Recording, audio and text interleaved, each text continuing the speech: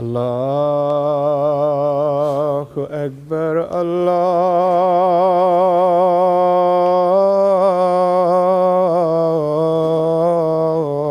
الله أكبر الله أكبر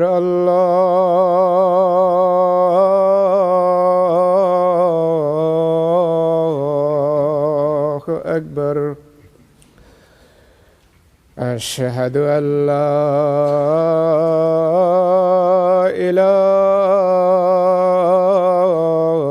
إله إلا الله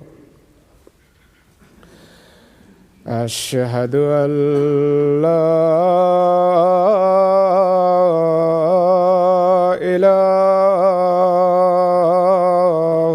إله إلا الله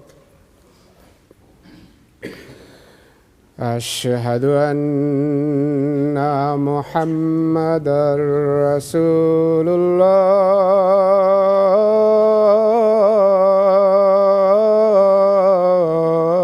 الله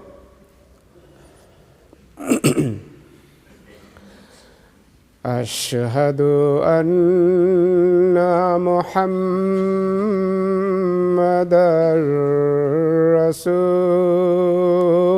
رسول الله حي على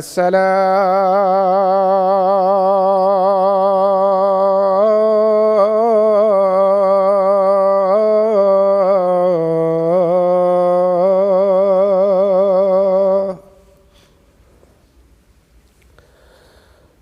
حي على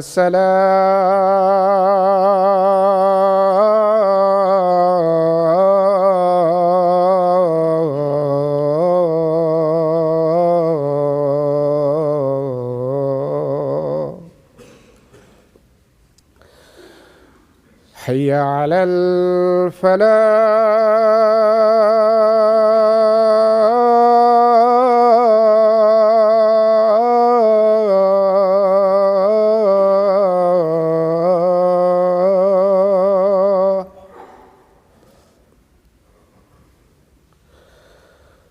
حي على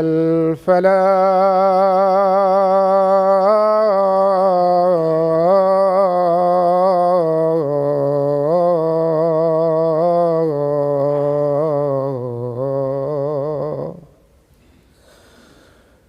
الله أكبر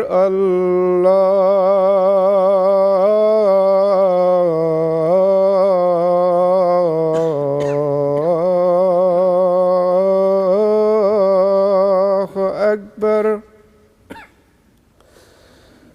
لا إله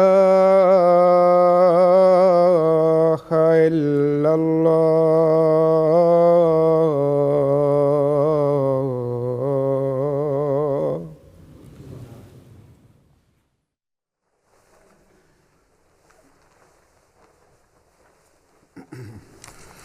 السلام عليكم ورحمة الله.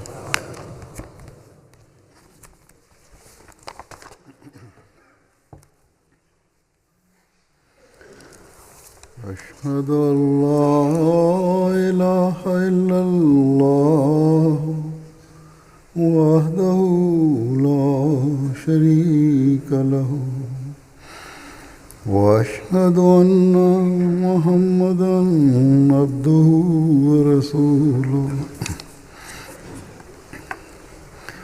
أما بعد فأعوذ بالله من الشيطان الرجيم بسم الله الرحمن الرحيم الحمد لله رب العالمين الرحمن الرحيم مالك يوم الدين إياك نعبد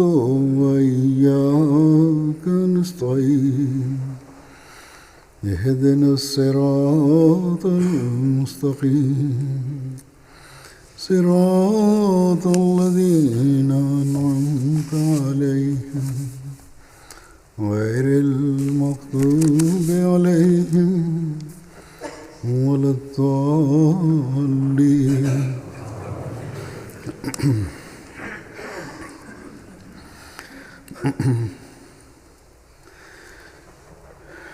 جن کی آنکھوں پر پردے پڑے ہوں، جنہوں نے یہ فیصلہ کیا ہو کہ ہم نے نہیں ماننا، انہیں نہ ہی اللہ تعالیٰ کی تائیدات نظر آتی ہیں، نہ ہی نشانات نظر آتے ہیں، اور انبیاء کا انکار کرنے والوں کا ہمیشہ یہی طریق رہا ہے کہ نشانات دیکھ کر بھی یہی کہتے ہیں کہ ہمیں نشان دکھاؤ. ان کے حد سے بڑھ جانے کی وجہ سے ان کے دلوں کو اللہ تعالیٰ بند کر دیتا ہے، پھر وہ سچائی کو پا ہی نہیں سکتے. اور بعض اوقات نبی کی تائید میں اللہ تعالیٰ انہیں ہی عبرت کا نشان بنا دیتا ہے. حضرت مسیح موعود علیہ السلام کے مخالفین بھی ایسے تھے جن کو باوجود دیکھنے کے اپنی ڈٹائی کی وجہ سے کوئی نشان نظر نہیں آتا تھا، یا نظر پھیر لیتے تھے. اور پھر ایسے ائمۃ الکفر بعض ایسے بھی ان میں جو پھر عبرت کا نشان بھی بنے.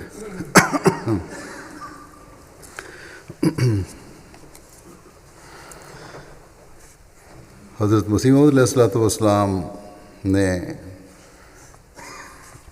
اپنی تائید میں اللہ تعالیٰ کے بہت سے نشانات بتائے کہ یہ پورے ہوئے،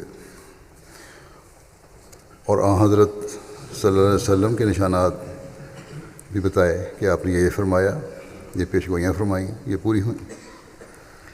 لیکن ان مذہبی سرداروں نے خود بھی نہیں مانا اور لوگوں کو بھی گمراہ کیا، اور اب تک کرتے چلے جا رہے ہیں.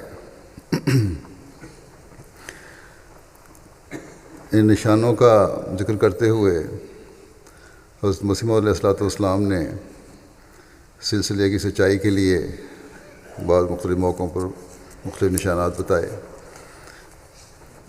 جو آپ نے نشانات بیان فرمائے ہیں، اور یہ بیان کرتے ہوئے فرمایا کہ حضرت صلی اللہ علیہ وسلم نے بھی ان کو نشان قرار دیا ہے، اور بعض کا ذکر کیا آپ نے. ان میں سے کسوف و خسوف کا نشان ہے، یعنی چاند اور سورج گرہن کا نشان ہے. آپ نے فرمایا کہ جب تک یہ نشان پورا نہیں ہوا تھا، مولوی لوگ جو تھے وہ رو رو کر اس حدیث کو پڑھا کرتے تھے، اور جب یہ نشان پورا ہوا، اور نہ ایک دفعہ بلکہ 2 مرتبہ پورا ہوا، اس ملک میں یعنی ہندوستان میں، اور دوسری مرتبہ امریکہ میں، تو یہی لوگ جو اس نشان کو مانگتے تھے اپنی بات سے پھر گئے، نشان سے انکار نہیں کر سکے کیونکہ وہ تو ظاہر ہو گیا تھا. لیکن ڈٹائی اور ضد آڑے آ گئی. آپ علیہ السلام فرماتے ہیں کہ میرے ایک دوست نے بیان کیا کہ جب یہ نشان پورا ہوا تو ایک مولوی غلام مرتضیٰ نام نے خسوف قمر کے وقت اپنی رانوں پر ہاتھ مار کر، یعنی بڑے رنج اور غم کا اظہار کرتے ہوئے کہا کہ اب دنیا گمراہ ہو گئی. آپ علیہ السلام فرماتے ہیں کہ خیال کرو، کیا وہ خدا تعالیٰ سے بڑھ کر دنیا کا خیر خواہ تھا؟ اسی طرح حضرت مسیح علیہ السلام کی تائید میں تعاون کا نشان بھی ہے، نہریں نکالے جانے کا نشان بھی ہے، قرآن کریم کی پیش گوئی ہے، نئی آبادیاں ہونے کا نشان بھی ہیں، پہاڑ چیرے جانے کے نشان بھی ہیں، کتابوں اور اخبارات کی اشاعت کے نشان بھی ہے، نئی سواریاں ہیں، غرض بہت سے نشان ہیں جو آپ نے بیان فرمائے ہیں، جن کی خبر قرآن کریم میں بھی ہے اور حضرت صلی اللہ علیہ وسلم نے بھی دی۔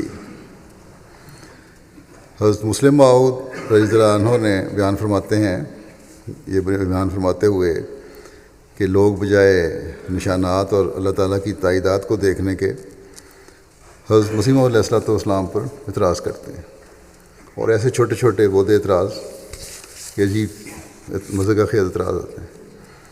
آپ فرماتے ہیں کہ حضرت مسیح موعود نے نشان پر نشان دکھائے۔ بعض لوگ آئے جنہوں نے آ کر کہا کہ ان کی تو پگڑی ٹیڑھی ہے، یہ مسیح موعود کس طرح ہو سکتے ہیں؟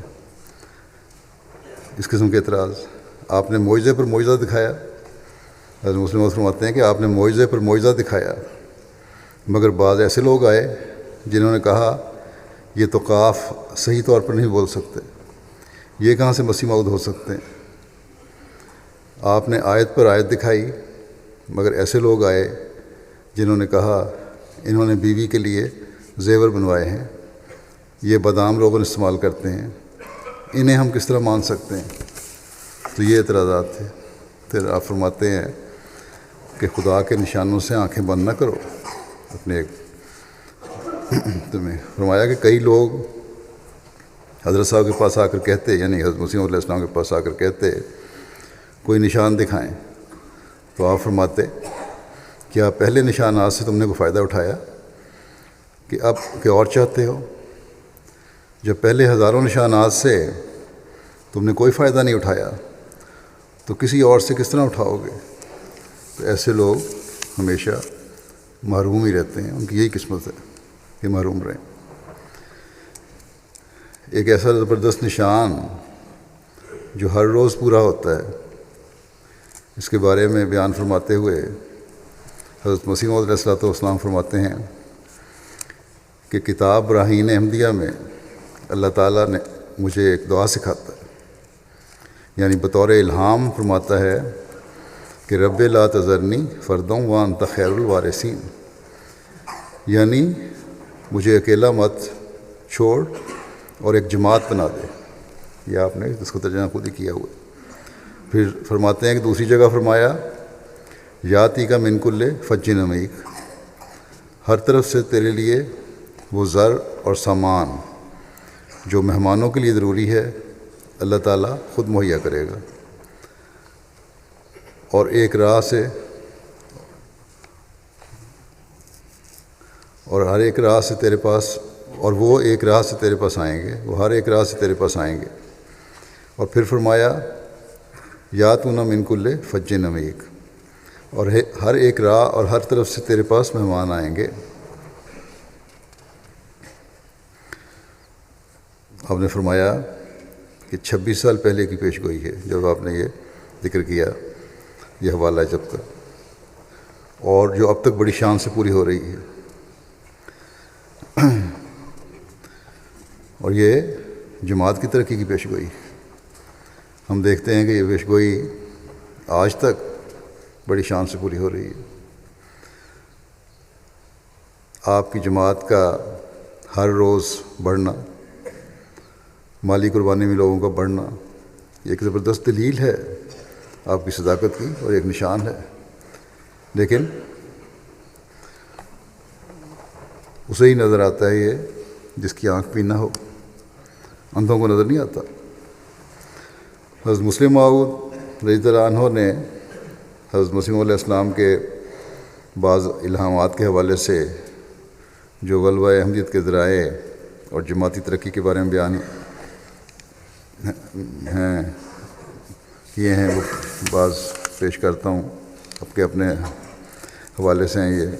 آپ فرماتے ہیں کہ حضرت مسیح علیہ السلام کو بھی اللہ تعالیٰ نے متواتر بتایا کہ جماعت احمدیہ کو بھی ویسی ہی قربانیاں کرنی پڑیں گی جیسی پہلے انبیاء کی جماعتوں کو کرنی پڑیں. چنانچہ ایک دفعہ آپ نے رویا میں دیکھا، حضرت مسیح علیہ السلام نے ایک رویا میں دیکھا کہ میں نظام الدین کے گھر میں داخل ہوا ہوں. نظام الدین کے معنی ہیں دین کا نظام، اور اس رویا کا مطلب یہ ہے کہ آخر احمدیہ جماعت ایک دن نظام دین بن جائے گی اور دنیا کے اور تمام نظاموں پر غالب آ جائے گی انشاءاللہ. مگر یہ غلبہ کس طرح ہوگا؟ اس کے متعلق رویا میں آپ فرماتے ہیں کہ ہم اس گھر میں کچھ حسنی طریقے سے پر داخل ہوں گے اور کچھ حسینی طریقے پر داخل ہوں گے. یہ سب لوگ جانتے ہیں کہ حضرت حسن نے رضی اللہ تعالیٰ عنہ نے جو کامیابی حاصل کی وہ صلح سے کی، اور حضرت حسین رضی اللہ تعالیٰ عنہ نے جو کامیابی حاصل کی وہ شہادت سے حاصل کی. بس حضرت مسیح موعود علیہ السلام کو بتایا گیا کہ نظام الدین کے مقام پر جماعت پہنچے گی تو صحیح، مگر کچھ صلح، محبت اور پیار سے، اور کچھ شہادتوں اور قربانیوں کے ذریعے. اگر ہم میں سے کوئی شخص یہ سمجھتا ہے کہ بغیر صلح اور محبت اور پیار کے یہ سلسلہ ترقی کرے گا تو وہ بھی غلطی کرتا ہے. اور اگر کوئی یہ شخص یہ سمجھتا ہے کہ بغیر قربانیوں اور شہادتوں کے یہ سلسلہ ترقی کرے گا تو وہ بھی غلطی کرتا ہے. ہمیں کبھی صلح اور آشتی کی طرف جانا پڑے گا اور کبھی حسینی طریق اختیار کرنا پڑے گا، جس کے معنی یہ ہیں کہ ہم نے دشمن کے سامنے مر جانا ہے مگر اس کی بات نہیں ماننی. یہ دونوں طریق ہمارے لیے مقدر ہیں. نہ خالی مسیحیت والا سلوک ہمارے لیے مقدر ہے، نہ خالی مہدویت والا سلوک ہمارے لیے مقدر ہے. ایک درمیانی راستہ ہے جس پر ہمیں چلنا پڑے گا. ایک غلبہ ہوگا صلح اور محبت اور پیار کے ساتھ، اور ایک غلبہ ہوگا قربانیوں کے ساتھ. اس کے بعد جماعت نظام الدین کے گھر میں داخل ہوگی اور اسے کامیابی حاصل ہوگی. اور ان دونوں باتوں کا نمونہ آج ہم دیکھتے ہیں کہ افراد جماعت دکھا رہے ہیں. صلح، امن اور آشتی کا پیغام بھی ہماری طرف سے ہے، اور دین کی خاطر قربانیاں بھی جماعت ہی دے رہی ہے. پھر آپ نے ایک جگہ فرمایا کہ حضرت مسیح موعود علیہ السلام کو الہام ہوا اور دکھایا گیا.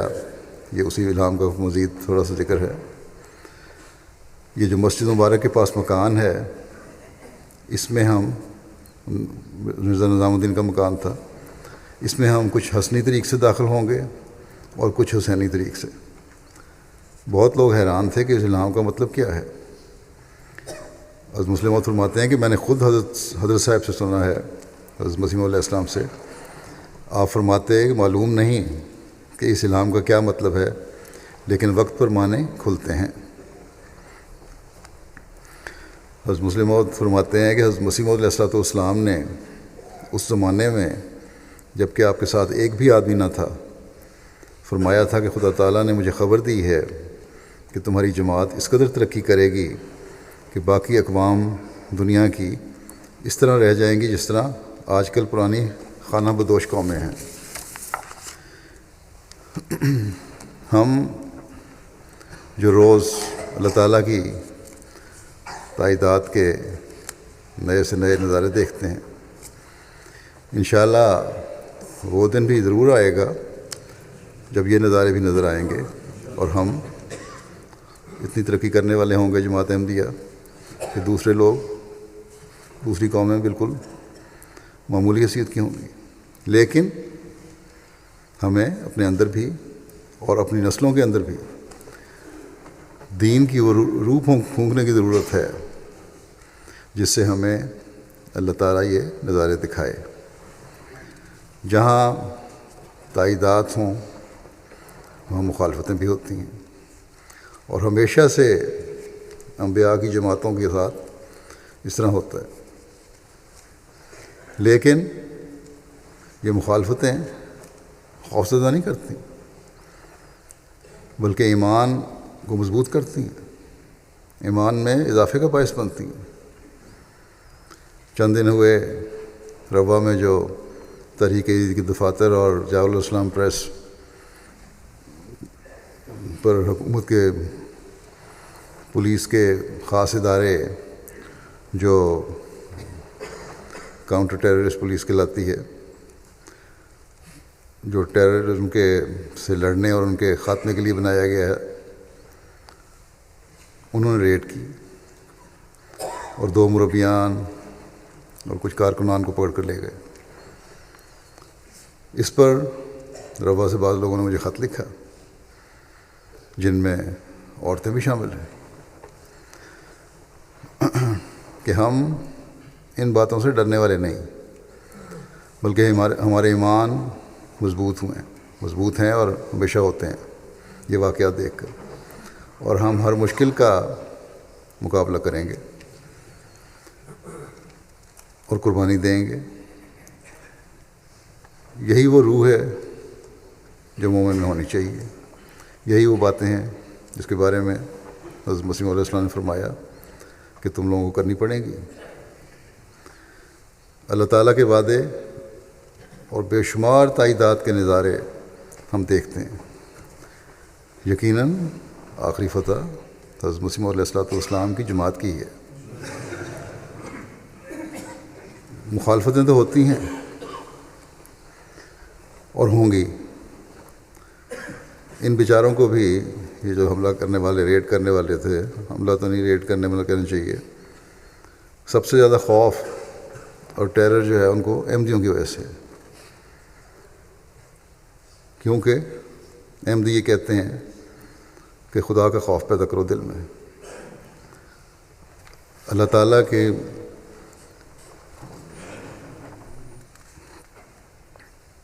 تعالیٰ سے ڈراتے ہیں احمدی، یہ کہتے ہیں کہ اللہ تعالیٰ کی پکڑ سے بچو اور اس سے ڈرو، اور ان لوگوں کے نزدیک کہ احمدی ایسی باتیں کس نے کر سکتے ہیں، یہ ہمیں خدا تعالیٰ سے ڈراتے ہیں، تو اس سے بڑا دہشت گرد اور کون ہو سکتا ہے جو ہمیں خدا تعالیٰ سے ڈرائے۔ اس لیے ان کو پکڑو اور ان کو ختم کرو۔ اللہ تعالیٰ ان کو بھی عقل دے اور اس حقیقت کو سمجھنے والے ہوں، اور ملک کو اور ان مولویوں سے بچائے جو حقیقی ٹیررسٹ ہیں، جنہوں نے ملک میں فساد پھیلایا ہوا ہے، اور کوئی بھی جان ان لوگوں سے محفوظ نہیں ہے۔ اور اس جو پولیس ہے، خاص پولیس ٹیررسٹ ختم کرنے کی، ان کو بھی اتنی جرأت دے کہ بجائے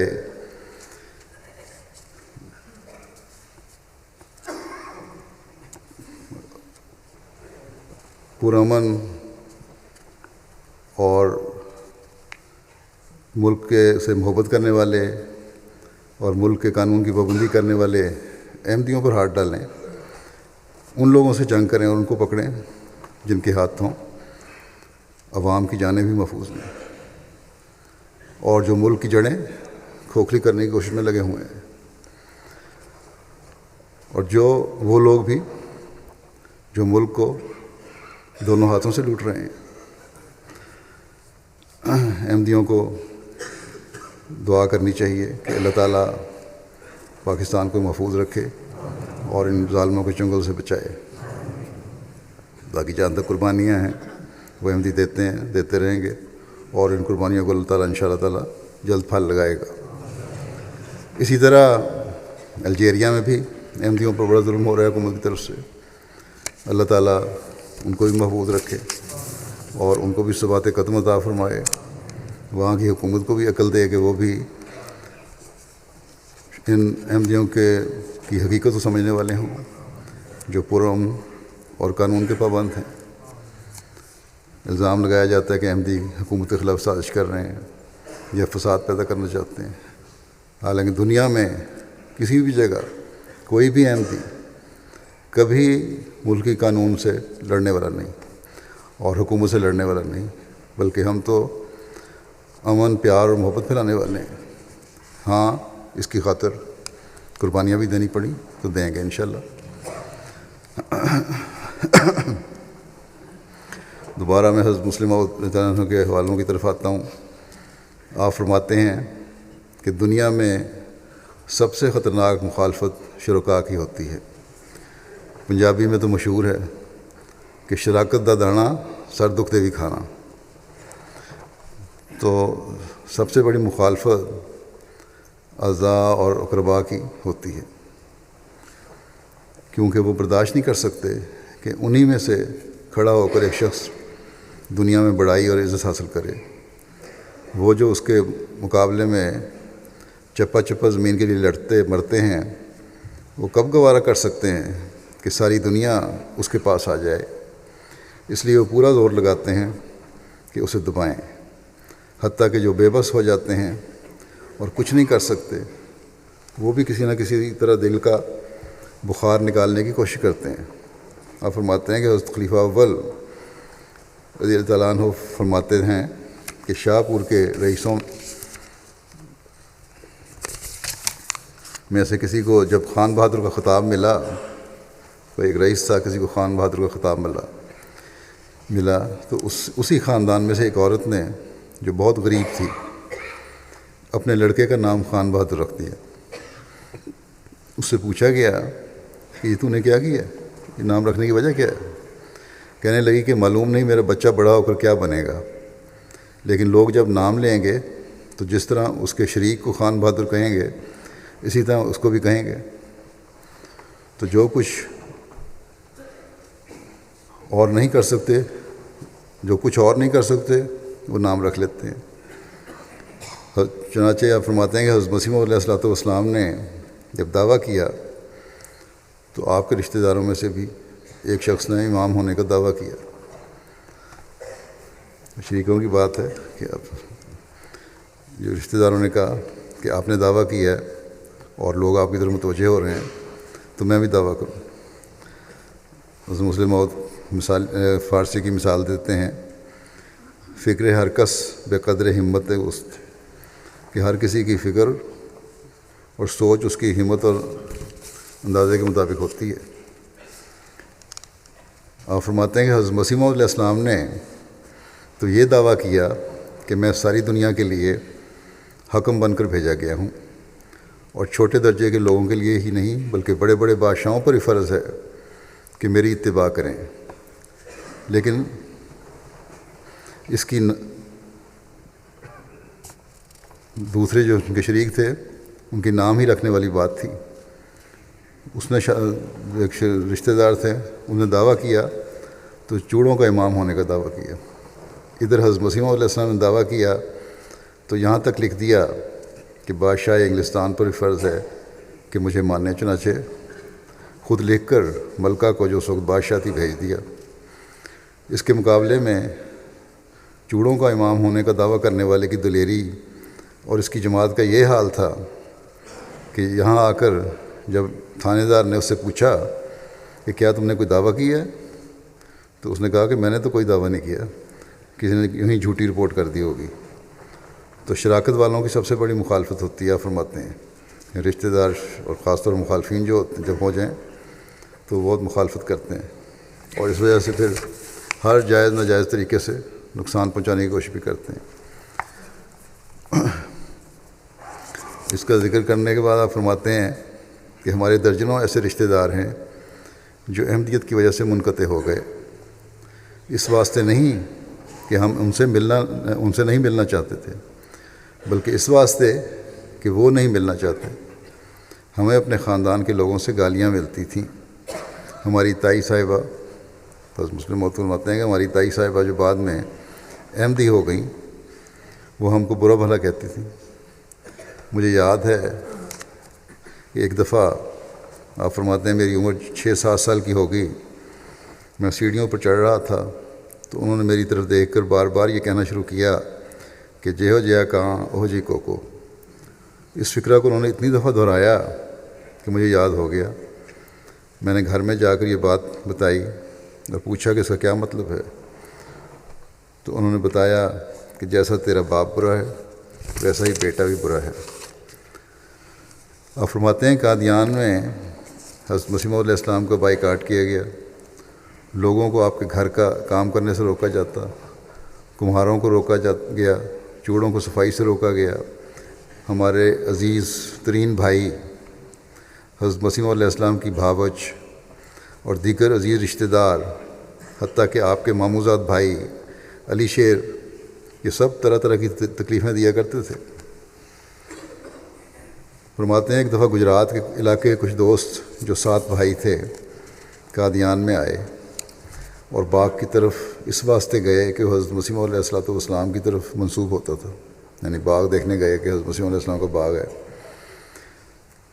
اور فرماتے ہیں کہ راستے میں ہمارے ایک رشتہ دار باغیچہ لگوا رہے تھے، انہوں نے ان سے دریافت کیا کہاں سے آئے ہو اور کیوں آئے ہو؟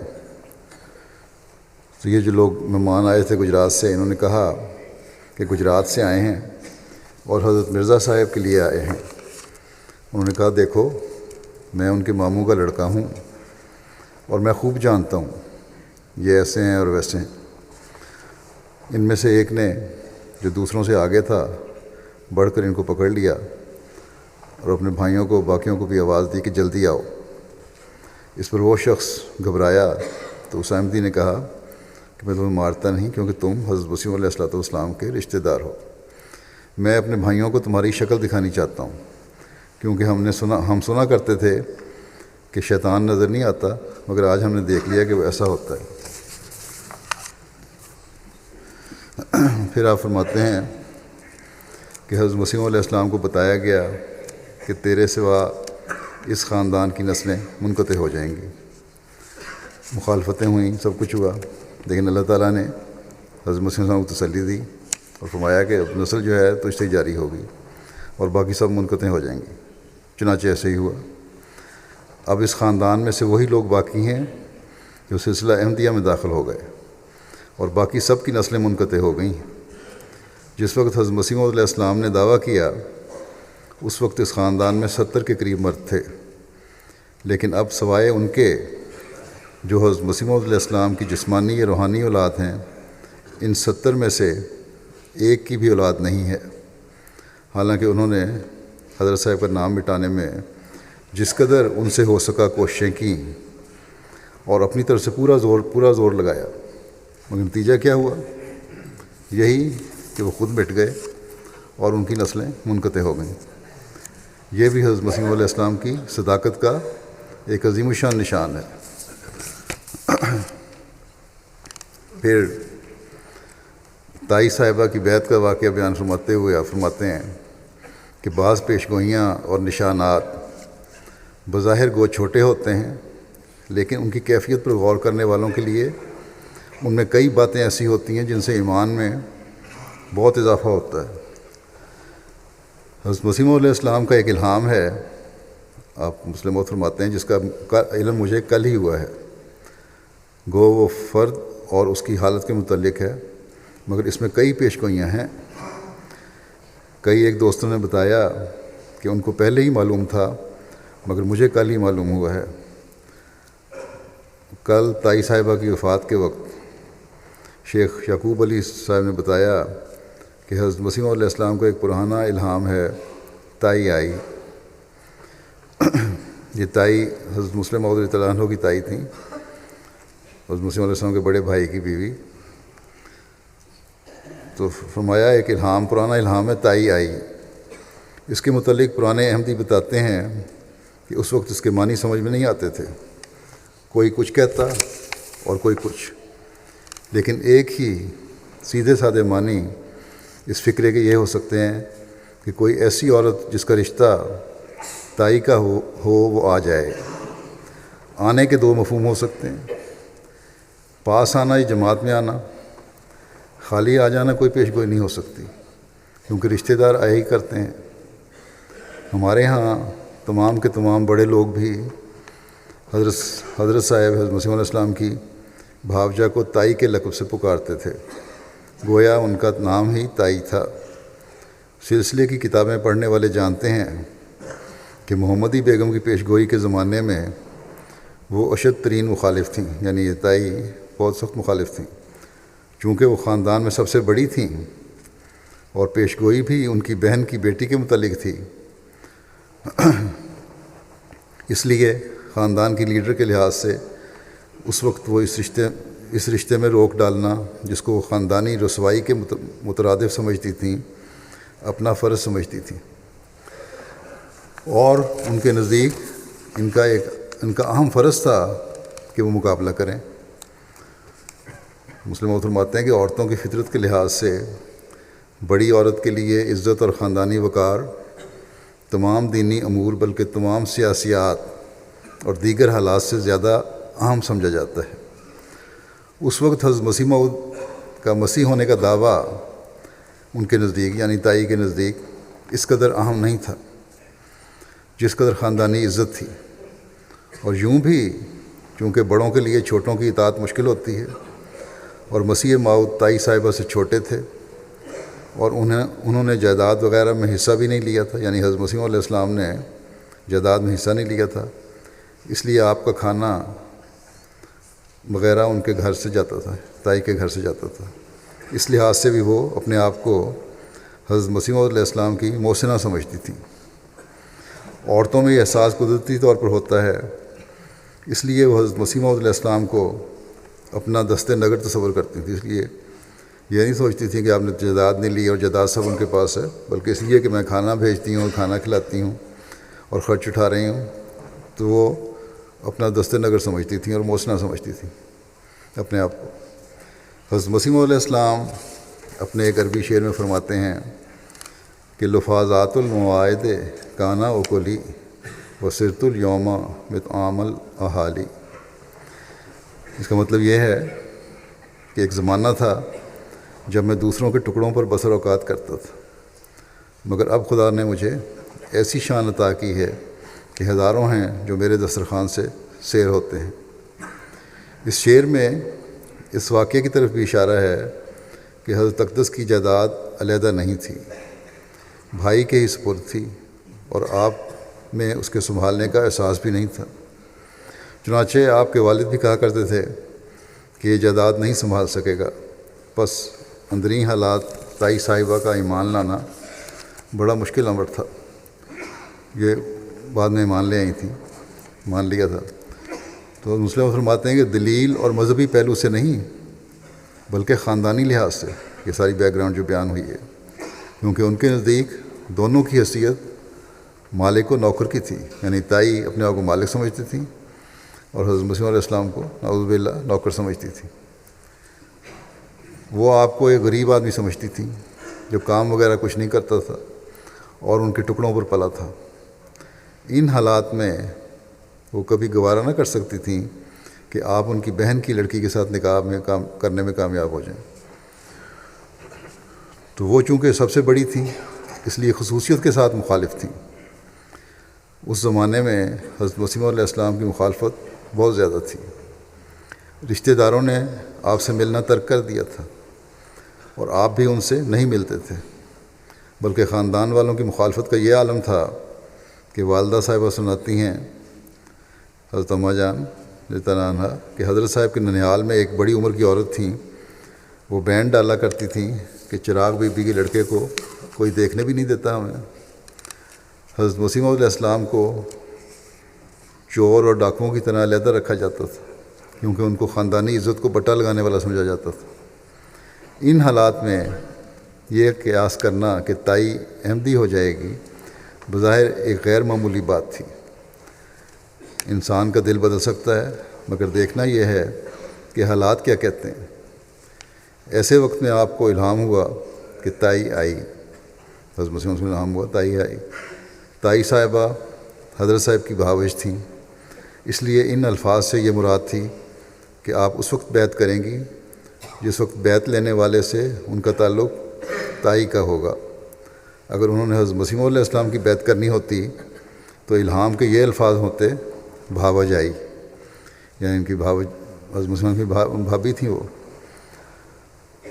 تو بھاوا جائی کا الہام ہوتا۔ اگر حضرت خلیفہ اول کے عہد میں بیعت ہوتی تو یہ ہونا چاہیے تھا کہ مسیح موعود کے خاندان کی ایک عورت آئی، مگر تائی کا لفظ ظاہر کرتا ہے کہ حضرت مسیح موعود کا لڑکا جب آپ کا خلیفہ ہوگا تو اس کے ہاتھ پر بیعت کریں گی، کیونکہ اگر آپ کی اولاد سے کسی نے خلیفہ نہیں ہونا تھا تو تائی کا لفظ فضول تھا۔ آپ فرماتے ہیں کہ اس الہام میں دراصل 3 پیشگوئیاں ہیں۔ اول یہ کہ حضرت مسیح علیہ السلام کی اولاد میں سے خلیفہ ہوگا، دوم یہ کہ اس وقت تائی صاحبہ جماعت میں شامل ہوں گی، تیسرے تائی صاحبہ کی عمر کے متعلق پیشگوئی تھی، اور وہ اس طرح کہ حضرت مسیح موعود علیہ السلام جن کی اپنی عمر اس وقت 70 سال کے قریب تھی، ایک ایسی عورت کے متعلق پیشگوئی کرتے ہیں جو اس وقت بھی عمر میں ان سے بڑی تھی کہ وہ زندہ رہے گی اور آپ کی اولاد سے ایک خلیفہ ہوگا جس کی بیعت میں وہ شامل ہوگی۔ اتنی لمبی عمر کا ملنا بہت بڑی بات ہے۔ انسانی دماغ کسی جوان کے متعلق بھی نہیں کہہ سکتا کہ وہ فلاں وقت تک زندہ رہے گا۔ یہ تائی فوت ہوئی تھی غالباً 1927 میں۔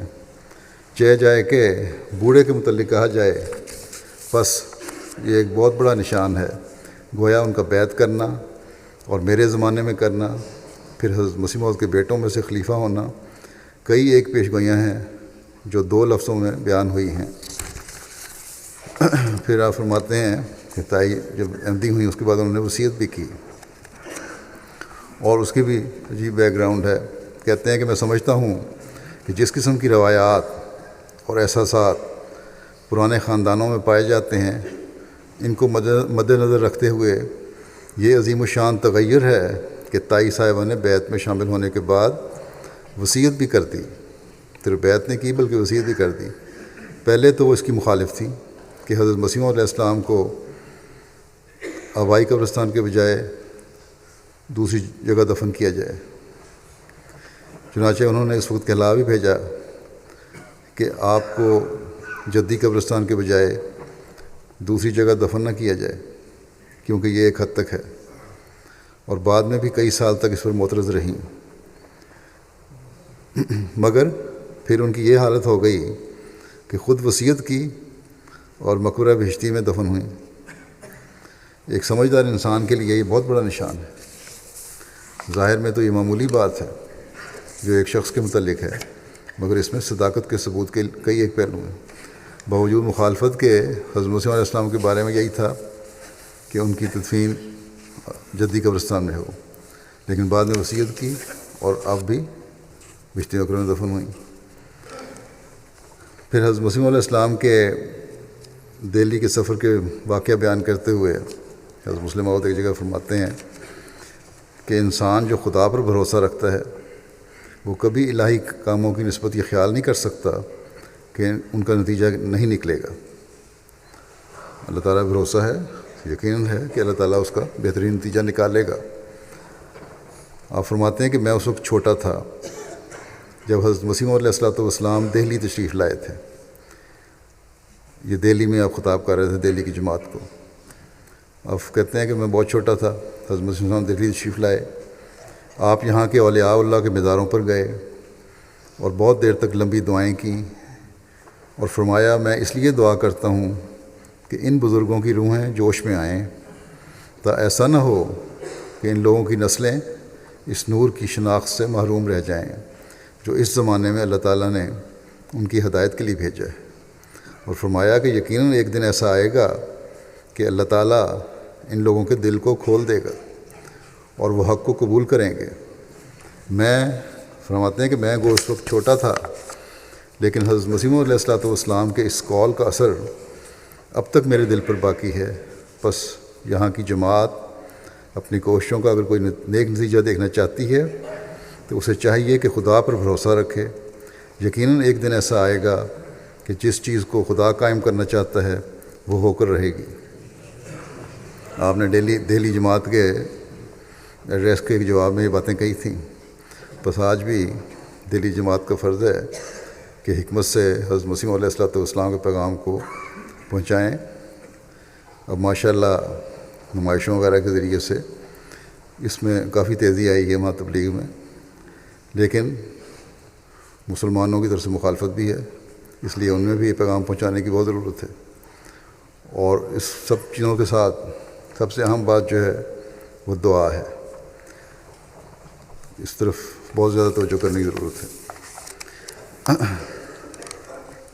پھر مزید اسی تسلسل میں آپ نے حضرت مسیح علیہ السلام کا رویا کا بھی ایک ذکر فرمایا کہ حضرت مسیح علیہ السلام نے ایک کش میں دیکھا کہ ایک نالی بہت لمبی کھدی ہوئی ہے اور اس کے اوپر بھیڑیں لٹائی ہوئی ہیں، اور ہر ایک بھیڑ کے سر پر ایک قصاب ہاتھ میں چھری لیے ہوئے تیار ہے، اور آسمان کی طرف اس کی نظر ہے جیسے حکم کا انتظار ہے۔ میں اس وقت اس مقام، حضرت مسیح علیہ السلام فرماتے ہیں کہ میں اس وقت اس مقام پر ٹہل رہا ہوں، ان کے نزدیک جا کر میں نے کہا کہ کل ما یاوا بکم ربی لولا دعاؤکم۔ انہوں نے اسی وقت چھریاں پھیر دیں۔ جب وہ بھیڑیں تڑپیں تو انہوں نے کہا کہ تم چھری پھیرنے والوں نے کہ تم چیز کیا ہو، گوں کھانے والی بھیڑیں ہی ہو۔ ان ایام میں آپ مسلم فرماتے ہیں کہ ان ایام میں 70,000 آدمی حیضے سے مرا تھا، بس اگر کوئی توجہ نہیں کرتا تو خدا کو اس کی کیا پرواہ ہے، اس کے کام رک نہیں سکتے، وہ ہو کر رہیں گے۔ انہوں نے فرمایا کہ مسیح ناصری کے 300 سال بعد عیسائیت کو ترقی نصیب ہوئی تھی، لیکن ہمارے حالات کو دیکھا جائے تو معلوم ہوتا ہے کہ حضرت مسیح ناصری کے زمانے سے بہت پہلے انشاءاللہ تعالی احمدیت کو ترقی حاصل ہو جائے گی۔ پاکستانی مولوی ہوں یا کوئی مذہبی لیڈر ہو یا دنیاوی طاقتیں ہوں، اللہ تعالیٰ کے نزدیک ان کی کوئی حیثیت نہیں، وہ بھیڑوں جیسے لوگ ہیں، اور یہ لوگ کبھی بھی احمدیت کی ترقی میں روک نہیں بن سکتے۔ لیکن اس کے لیے صرف ہم اپنے مبلغوں پہ انتظار نہیں کر سکتے کہ وہ تبلیغ کریں اور احمدیت کو پھیلائیں۔ اگر اس ترقی کا حصہ بننا ہے اور ہمیں بننا چاہیے تو ہمیں بھی اپنی دعاؤں کی طرف اپنی توجہ پھیرنی ہوگی، اپنی روحانیت کو بڑھانا ہوگا، تعلق باللہ کو بڑھانا ہوگا، یہ پیدا کرنا ہوگا، اور یہی چیزیں ہیں جو احمدیت کی مخالفت کو بھی ختم کریں گی اور احمدیت کی ترقی میں بھی ہمیں انشاءاللہ تعالی حصہ دار بنانے والی ہوں گی۔ اللہ تعالیٰ ہمیں یہ مقام عطا فرمائے۔ نماز کے بعد میں ایک جنازہ غائبی پڑھاؤں گا جو مکرم صوفنی ظفر احمد صاحب مبلغ انڈونیشیا کا ہے۔ 8 نومبر کو یہ ہارٹ اٹیک سے ان کی وفات ہوئی۔ انا للہ و انا الیہ راجعون۔ 71 سال ان کی عمر تھی۔ 18 اگست 1945 کو پڈانگ سماٹرا میں پیدا ہوئے۔ ان کے والد زینی دہلان صاحب نے 1923 میں حضرت مسلم موعود رضی اللہ عنہ کے دست مبارک پر بیعت کر کے جماعت میں شمولیت اختیار کی، اور انہوں نے دو اور نوجوانوں کے ساتھ مل کر سماٹرا اور جاوا میں جماعت کے تبلیغی مراکز قائم کیے۔ اس طرح آپ انڈونیشیا کے ان کے والد صوفنی صاحب کے پائنیئر مبلغین میں شامل تھے۔ زینی دہلان صاحب کے 3 بچے تھے، جن میں صوفنی ظفر احمد صاحب کو وقف کرنے کے بعد آپ نے حصول تعلیم کی غرض سے جامعہ احمدیہ ربوہ میں بھجوایا۔ صوفنی ظفر احمد صاحب 17 جولائی 1963 کو ربوہ روانہ ہوئے۔ تقریباً 11 سال ربوہ میں رہے، جامعہ احمدیہ میں تعلیم حاصل کی، اور 1974 میں یہ فارغ ہو کے انڈونیشیا واپس گئے، جہاں آپ کی پہلی پوسٹنگ کلیمنتان میں ہوئی انڈونیشیا میں۔ اس کے بعد ویسٹ جاوا میں ریجنل مبلغ اور ریجنل امیر کے طور پر خدمت بجا لاتے رہے۔ بعد میں ایسٹ جاوا اور پاپوا میں خدمت کی توفیق پائی۔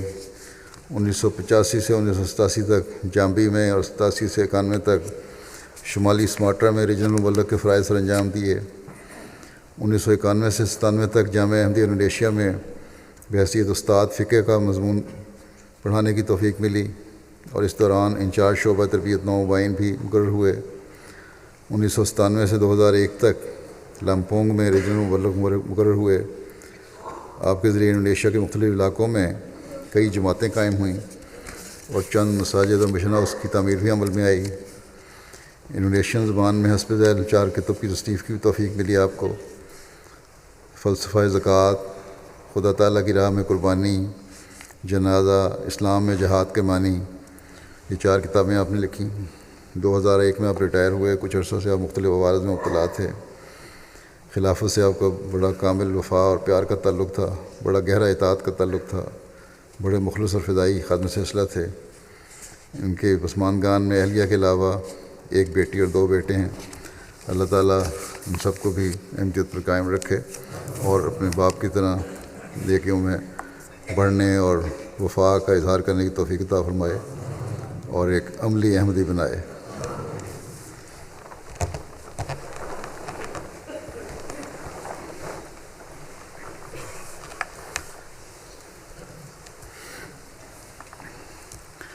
الحمد للہ نحمدہ ونستعینہ ونستغفرہ ونؤمن بہ ونتوکل علیہ ونعوذ باللہ من شرور انفسنا ومن سیئات اعمالنا من يهده الله فلا مضل له ومن يضلل فلا هادي له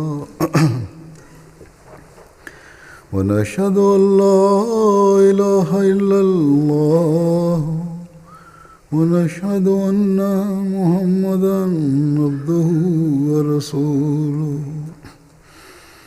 عباد الله رحمكم الله إن الله يأمر بالعدل والإحسان وإيتاء ذي القربى وينهى عن الفحشاء والمنكر والبغي يعظكم لعلكم تذكرون اذكروا الله يذكركم وادعوه يستجب لكم ولذكر الله أكبر